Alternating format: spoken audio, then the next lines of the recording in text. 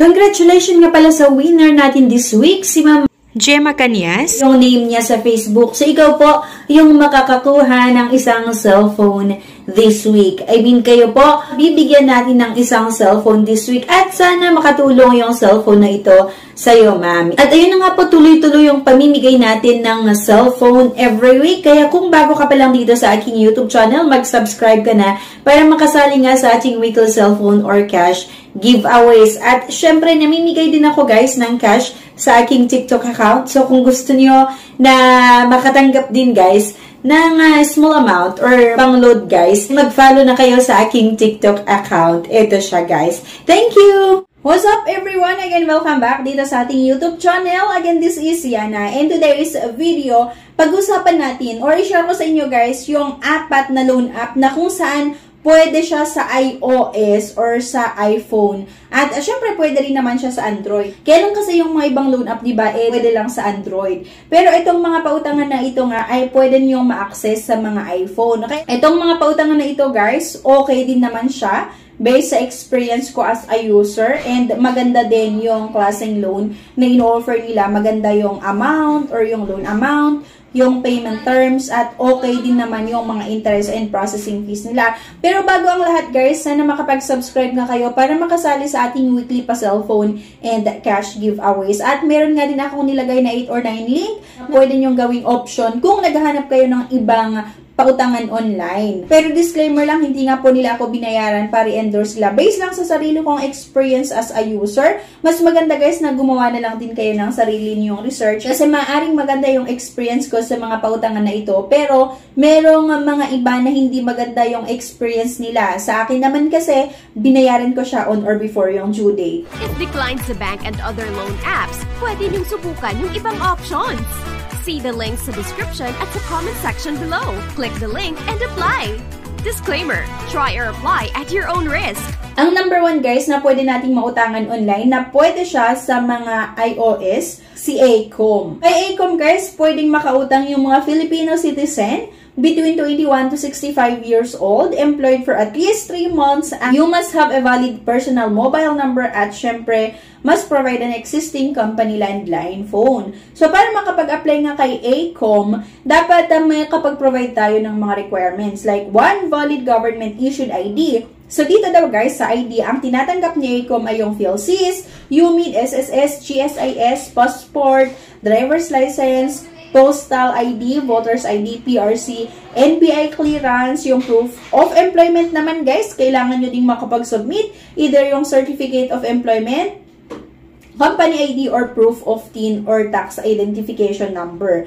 Yung sa TIN guys, yung TIN card, yung BIR form 2316, at syempre, dapat makapag-provide kayo ng payslip. Ayan. And how much does Acom loans? Magkano ba yung pwede nating mautang dito kay Acom? So, pwede kayong makahiram ng 500,000 pesos. Diba? Malaki na rin guys yung ino-offer talaga nitong si Acom na loan amount. And lang syempre, dapat pumasa kayo nga sa eligibility criteria at meron tayong ma-submit na requirements. Ang number 2 guys, na loan app na pwede nyong ma-access sa iPhone ay si Cashalo. Malaki din yung interest nila, yung processing fees nila. Kaya lang kasi, ma-access nyo nga siya. So, ang pag-usapan nga natin ay yung mga loan app or pautangan online na pwede nyo siyang ma-access sa iPhone. So, para makapag-apply kayo dito kay Cashalo guys, dapat po Filipino citizen, must be 18 years old and above, at merong isang valid government ID, at syempre, sana merong proof of income. Pwede kayong makahiram ng cash loan dito kay Cashalo ng 1,500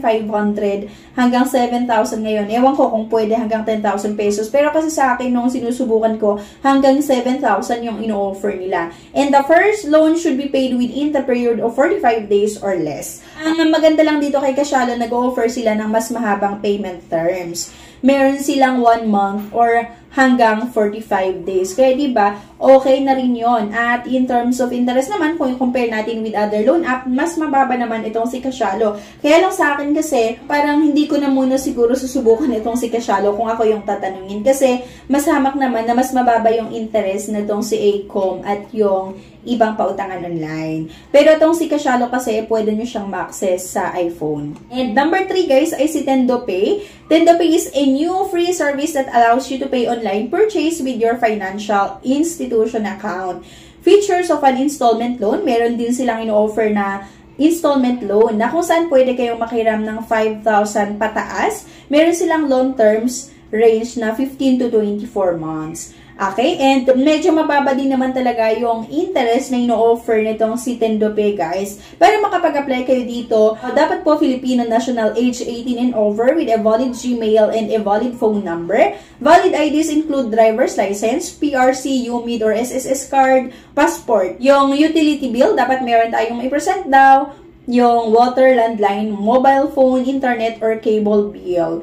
And recent evidence of income, no more than 2 months. Kapag self-employed naman daw, dapat meron tayong may present na statement of bank account, employed pay stub, or employment certificate. I-download actually itong si TendoPay. So, kailangan lang natin ng isang valid government ID ha para makapag-apply dito kay TendoPay. At ang number 4 guys na nire-recommend ko sa inyo or number 4 na pwede nating ma-access sa mga iPhone si BillEase. Para makapag-apply dito kay BillEase, dapat meron tayong email address and syempre phone number, a smartphone with a camera app to take a selfie for verification. Yung requirements guys, dito kay BillEase nga, isang valid ID. So, ito yung mga tinatanggap daw ni BillEase na ID. Yung driver's license, passport, PRC ID, SSS card, TIN ID at yung NBI clearance among other. So, dito kay BillEase, meron silang buy now, pay later at meron din naman silang ino-offer na cash loan. So, interested din kasi talaga ako sa cash loan. At ang isa sa maganda dito kay BillEase guys, pwede kayong magkaroon ng credit limit hanggang 40,000 pesos na kung saan pwede nga natin i-cash loan. So, napakabilis lang din talaga manghiram dito kay BillEase. At maganda din talaga guys, itong ino-offer nila na buy now and pay later na kung saan nag-o-offer sila ng mas mahabang payment terms din 1 month to 12 months. Kaya, itong si BillEase din talaga isa sa mga legit na nire-recommend ko na pwede nyong mautangan online. At syempre, maliban sa mga pautangan na ito, pwede nyo ring subukan sa mga naka-Android ng phone. Pwede nyo subukan si Cash Express, si Finbro, si OneHand, Mr. Cash. Marami yung mga loan app na okay magpautang. Hindi ganun kataas yung interest, yung mga processing fees at nag-offer ng longer terms. Kaya pwede nyo din subukan yung mga yun, yung mga hindi ko nabanggit dito. Kasi itong mga ito kasi, yung nabanggit natin ay pwede siya iPhone. Okay? So yun lang guys. Anyway, thank you for watching. Sana may nakuha kayo ng idea sa video na ito at please don't forget to click the subscribe button. Sana i-like nyo yung video na ito at i-share nyo na rin. Thank you guys and bye-bye. If declined sa bank and other loan apps, pwede niyong subukan yung ibang options. See the links sa description at sa comment section below. Click the link and apply. Disclaimer, try or apply at your own risk.